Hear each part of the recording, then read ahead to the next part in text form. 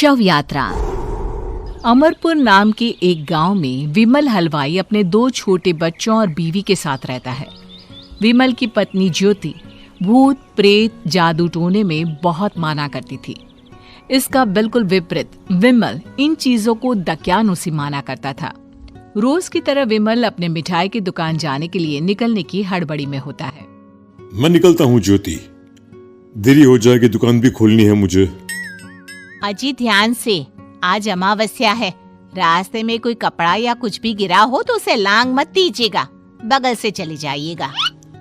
अरे ऐसे तो तुम मुझे पागल ही कर दोगी क्या? हाँ, मैं नीचे देख कर चलूं कि सामने से कोई गाड़ी घोड़ा आकर मेरे ऊपर से चला जाए? दोनों हालत में तो मेरी ही मौत है। अरे क्यों सुबह सुबह इतनी अपसुगनी बातें कह रहे हो जी? मेरे गांव में तो ऐसा आंखों के सामने होता हुआ देखा है मैंने, इसीलिए कहती हूँ।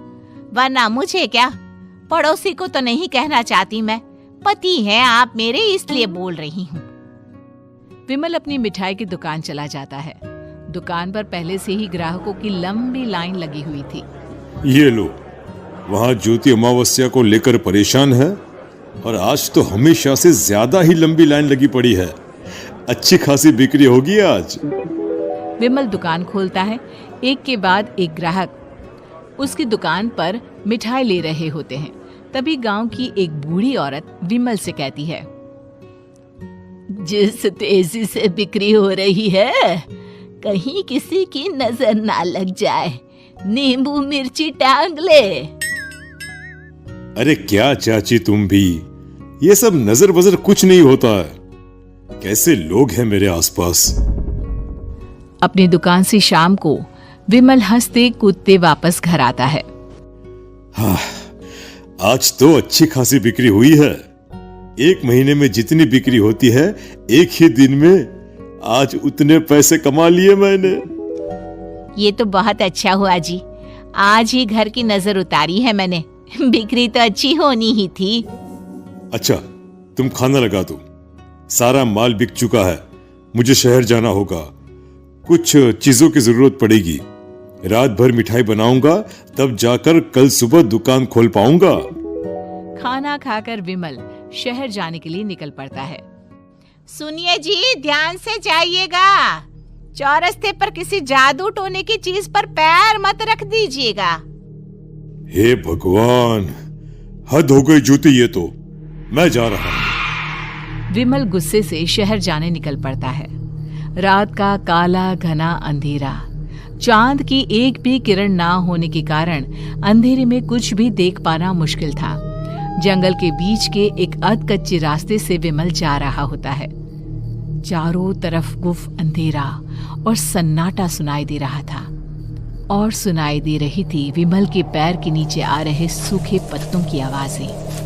तभी अचानक दूर से उसे कुछ आवाजें सुनाई देती है।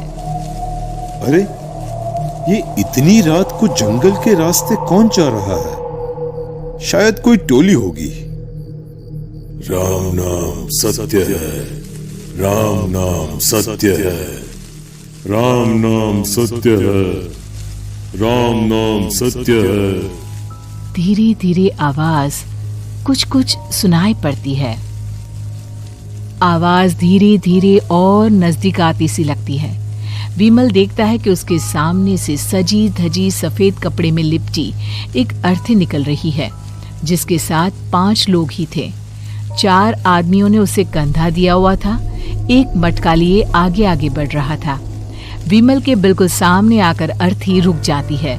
उसमें से एक आदमी विमल से कहता है, अरे भाई, जरा अर्थी को कंधा लगाना, मैं बहुत थक गया हूँ, बड़ी मेहरबानी होगी। हाँ भाई, कंधा तो मैं लगा दूं, पर रात को 12 बजे ये शव यात्रा, इस समय कौन अर्थी ले जाता है? तभी विमल को ऐसा लगता है कि शव में से आवाज आई, हम ये आवाज।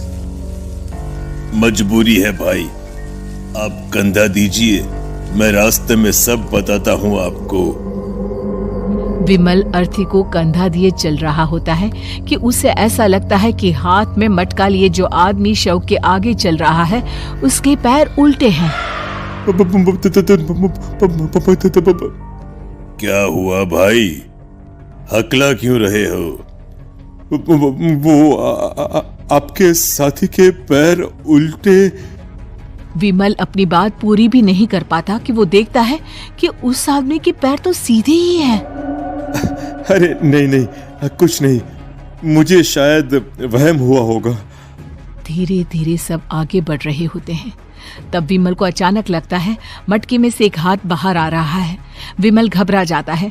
इसके पहले वो कुछ बोल पाता, कल्लू कहता है, मेरा नाम कल्लू है। हम 6 दोस्त थे, जिसमें से एक को तो तुम सोया हुआ देख रहे हो। इतनी पक्की दोस्ती थी कि जैसे हम सब सगे भाई हैं। पर किस्मत का कोई क्या कर सकता है।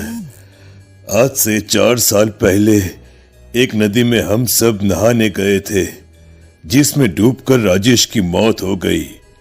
किसी मजबूरी के कारण हमें उसकी अर्थी को रात को ही शमशान घाट ले जाना पड़ा।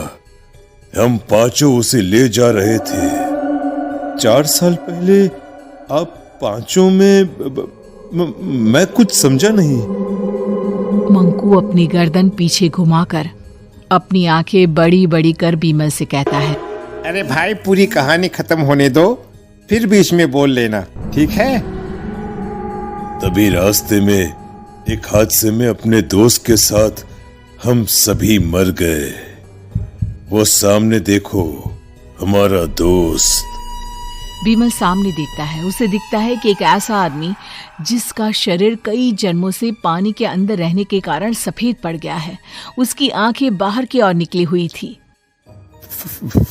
फिर ये अर्थी किसकी है?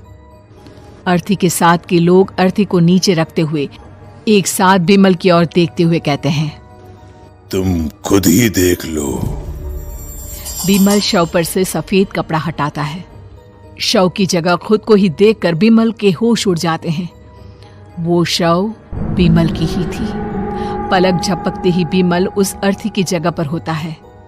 6 के 6 दोस्त उसी तरह अर्थी को उठाकर चलने लग जाते हैं। राम नाम सत्य है। राम नाम सत्य है। राम नाम सत्य है।